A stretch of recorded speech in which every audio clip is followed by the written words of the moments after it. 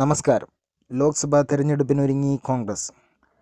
ചിട്ടയായ പ്രവർത്തനങ്ങളിലൂടെ ലോക്സഭാ തെരഞ്ഞെടുപ്പിനൊരുങ്ങുന്ന കോൺഗ്രസ് ഇന്ത്യാ മുന്നണിയിൽ വിവിധ പാർട്ടികളുമായി സീറ്റ് നിർണയ ചർച്ചകൾ അതിവേഗത്തിലാക്കി. രാഹുൽ ഗാന്ധി നയിക്കുന്ന ഭാരത് ജോഡോ ന്യായ് യാത്രയുടെ ഉദ്ഘാടനത്തിന് മുമ്പേ ഏകദേശം സീറ്റ് നിർണയ ചർച്ചകൾ അതിൻ്റെ പ്രാഥമിക ഘട്ടം പൂർത്തിയാക്കി അന്തിമഘട്ടത്തിലേക്ക് കടക്കുകയാണ്.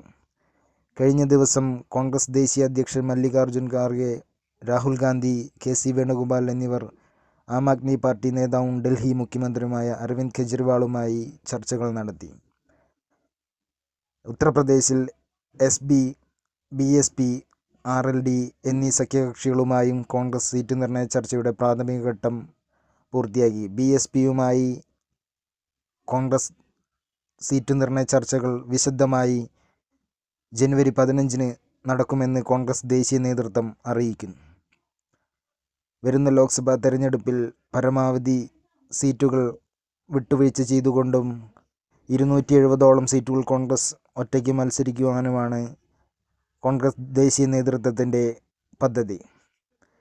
രാഹുൽ ഗാന്ധിയുടെ ഭാരത് ജോഡോ ന്യായ് യാത്ര മണിപ്പൂരിൽ നിന്നും ഇന്ന്